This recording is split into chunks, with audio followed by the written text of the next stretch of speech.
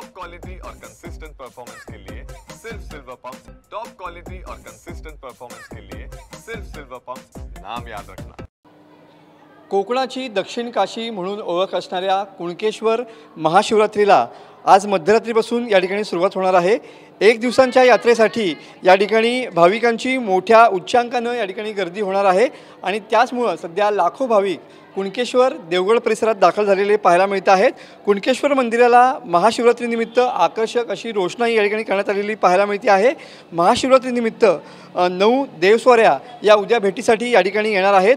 या देवस्वारीमध्ये 12 वर्षानंतर दिरबादेवी रामेश्वर आणि कुणकेश्वर यांची ही भेट या ठिकाणी होणार आहे। तर महाशिवरात्रीनिमित्त कुणकेश्वर मंदिरावरती लेझर शो या ठिकाणी करण्यात आलेला पाहायला मिळतो आहे। तर महाशिवरात्रीनिमित्त कुणकेश्वर मंदिराच्या दर्शनाला उद्या उपमुख्यमंत्री एकनाथ शिंदे हे देखील हजेरी लावणार आहेत। तर आज मध्यरात्री 1 वाजता या ठिकाणी जिल्ह्याचे पालकमंत्री नितेश राणे यांच्या हस्ते कुणकेश्वर मंदिरामध्ये महापूजा संपन्न होणार आहे। तर सध्या आपण टॉप अँगलच्या माध्यमातून कुणकेश्वर मंदिराच्या रोषणाईचं विहंगम आणि मनमोहक रूप या ठिकाणी पाहतो आहोत।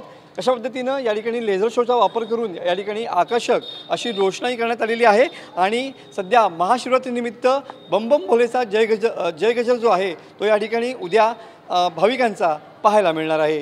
कॅमेरामन समीत गजनेसह मी मनोज लेले, TV9 मराठी, कुणकेश्वर, रत्नागिरी।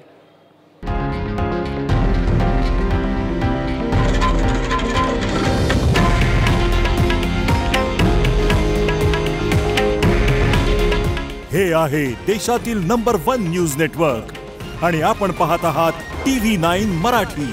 काळजी तुमची, हित महाराष्ट्राचं।